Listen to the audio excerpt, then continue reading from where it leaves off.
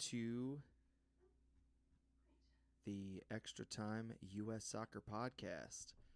My name is Tim Greenberg. This is the first episode, and just want to give everybody a little bit of a rundown on what this podcast entails and what is going to be happening here. So, I've been a USA Soccer fan since I was a kid, probably maybe 7, 8 years old. Really started watching U.S. Soccer a lot closer when I was 16. I played soccer all through high school, a little bit in college, and really just fell in love with the sport. And I don't have, as far as other sports are concerned, I am not a fan of any other teams in any other sports. So I don't have a football team. I don't even really like football. I don't have a baseball team. You know, I watch hockey, don't have a hockey team. I found, over the history of my sports career, that the only team I really truly followed was the U.S. men's national team. And I followed them closer than I realized until I got older, until it was probably in college and a little bit after college. Started chatting with some other people, you know, finding out that the U.S. population in general is woefully underinformed about U.S. soccer, and started to try to figure that out, and spent probably the last 10 years of my life listening to what I felt was United States media, both U.S. soccer itself and outstanding outside media sources, really ruin the integrity of U.S. soccer. And I guess ruin's a harsh word, but to put it better, didn't do it justice, in my opinion. That we'd have moments where we'd have great coverage, we'd have moments where everything was hyped up, and then we would have moments where it just seemed like there was too much of a cash grab, there was too much of this push for what U.S. soccer wasn't, and for a way that we weren't going to see any success with U.S. soccer. So I really recently have been doing a lot of discussion with some of my friends about the U.S. men's national team. Started getting more discussions on social media platforms. Watched a lot of games with my brother, get my brother into it, and just realized, you know, I think this is something that I can do comfortably and not stretch any boundaries of my imagination, not have to grasp at straws, but just to be really have an honest, open discussion with information that I know very well, things I'm really well informed on, and just hope to have some pretty open dialogue, meet new fans, meet different fans, and just have a great, honest discussion about USA Soccer. So if you're tuning into this podcast, we're going to try weekly to bring you a new episode on topics about the U.S. men's national soccer team. It could have to do with the Hall of Fame inductions. It could have to do with standings in World Cup qualifying, with friendlies. We could just be touching base on players overseas, what the MLS market is bringing American players, maybe touch into some college soccer, but really keep the center of it focused on the U.S. men's national team. And if there's a lot of good podcasts out there, there's a lot of good YouTube channels out there for this information. I'm hoping to bring myself up and become one of those. So you might hear me reference some channels that I've listened to, but my overall goal was just to get away from the American media.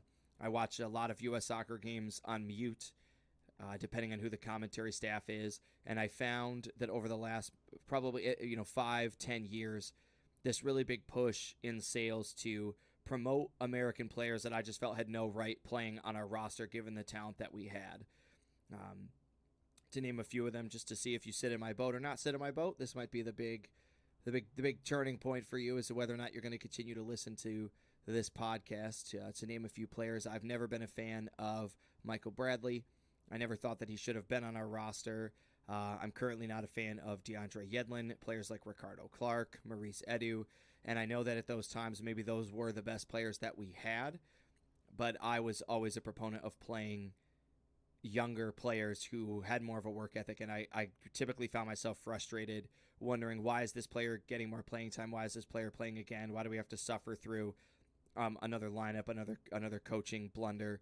I was not a fan of Bob Bradley and any of the changes that he had made, any of the roster tactics. I was a big fan of Klinsmann in his first year and a half, 2 years. After that, I felt the media took over again. And in regards to Greg Berhalter, so far I am very pleasantly surprised. We are now outside of that 2.5 year gap where I was worried. We started to see stretches of it in the Gold Cup, in the Nations Cup. We kind of see hints of it in qualifying, but Greg Berhalter stuck true to his roots of finding young U.S. talent, pushing U.S. talent into the spotlight and giving these players a chance to shine and a chance to really, really go after it. And so it's something that I'm excited to see, and it's just something I wanted to share, and I felt that I had the capabilities to do that. So this podcast is going to cover topics like that. It's going to cover match analysis. It's going to cover player analysis. It's going to be subjective, of course, as any podcast is, any commentary is. It's going to be viewed through the lens of a fan who really is just kind of tired of watching the U.S. Soccer Federation promote a style of soccer that doesn't really seem to be benefiting us. I believe that promoting U.S. soccer is when the U.S. men's national team plays well. We saw that with the U.S. women's team. It was really easy to promote their games. I had friends who don't like soccer, don't watch soccer, don't care, and they were inviting me to bars, that morning to watch that World Cup final.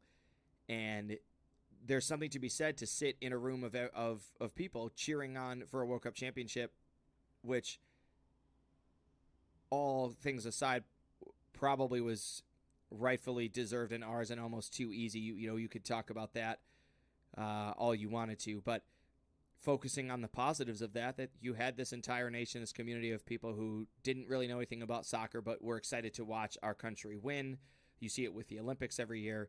And so to have to sort of watch the men's team struggle and suffer, only to have the media continue to promote MLS players, poor MLS players, and really just try to give a hype to American soccer here, I felt was the wrong way to promote U.S. soccer. If you want to promote U.S. soccer, you need to be promoting the players playing overseas. And I understand that might promote EPL soccer. I understand that might promote Bundesliga, League One.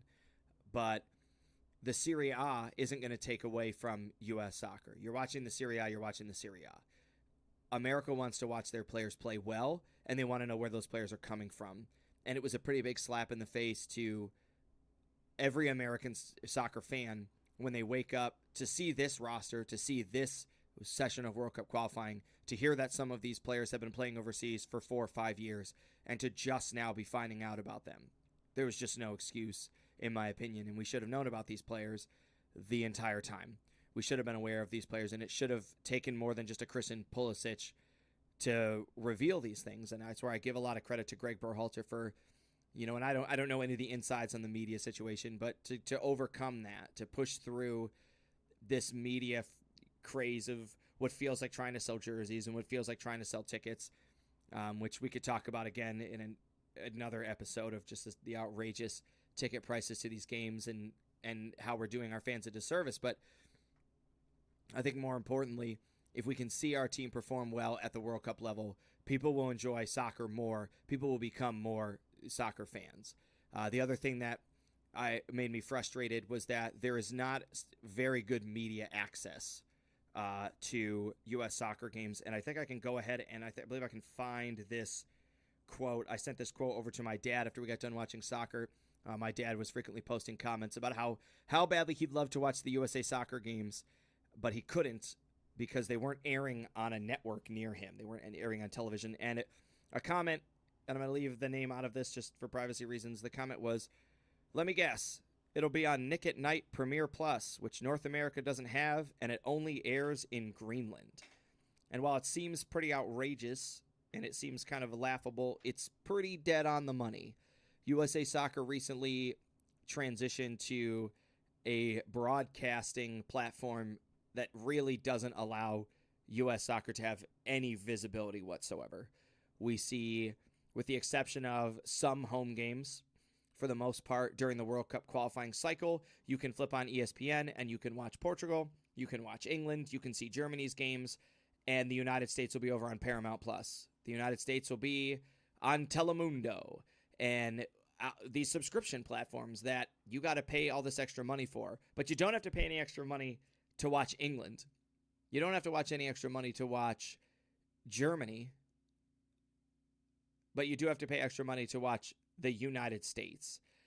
and you wanted to watch MLS soccer games, well, you can't because you need a subscription and you need to buy this other package. So I found myself going and getting ESPN Plus, believing that was going to do it. I'll get ESPN Plus. I will become a USA soccer fan because I will be able to at least pick up the USA games at home, and I'll just find some bootleg streams online to watch some of these other games. And it really says something to the promotion of American soccer if the primary way that I'm telling people I watch USA soccer games is this third-party peer-to-peer sharing network of a bootleg stream that's in another language. I'm watching Spanish and Portuguese broadcasts of the American team because the United States couldn't bear to have their games on their own television. And this wasn't always the case. When I was a kid, ESPN, ESPN2, you could see it. Every game was going to be on there. You could watch them. And it was the women's team that was having visibility issues, right, as women's soccer was still kind of on the rise. And then I got into college, and we made this big push to Telemundo, and so you really couldn't watch any of the games.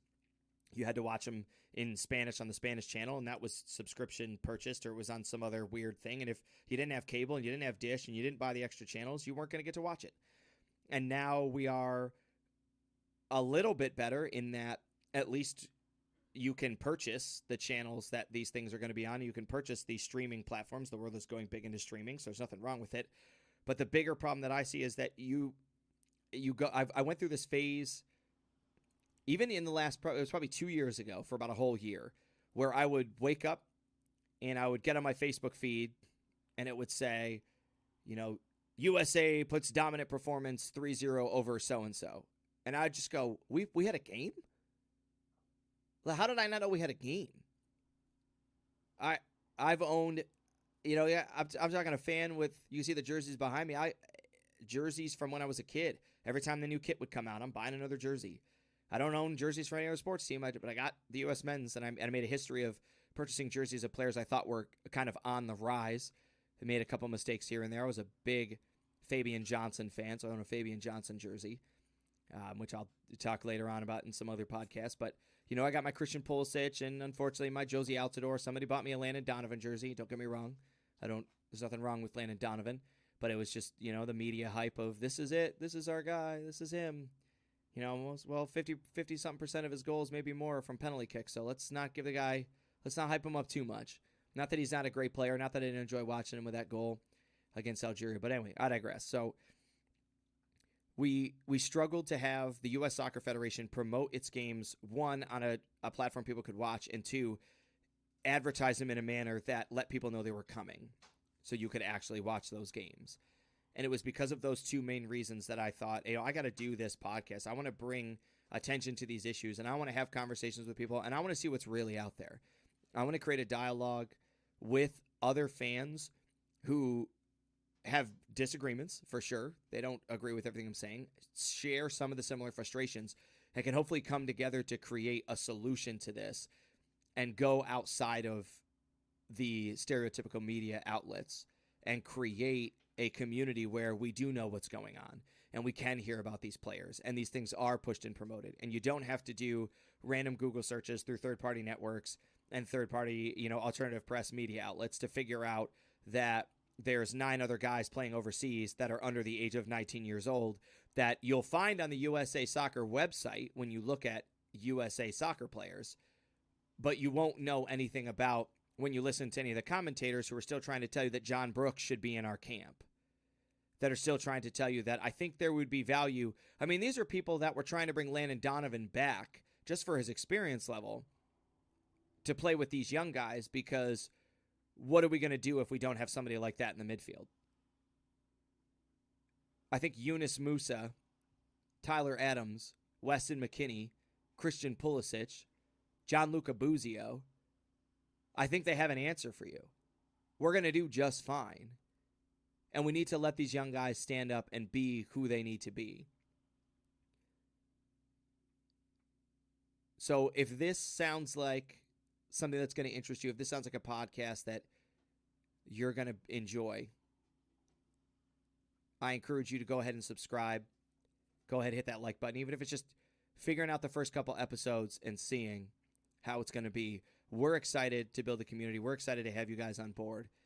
So if you're watching through YouTube, please hit that like button or the dislike button. Any feedback is fine. Go ahead and share the video. Get us some visibility.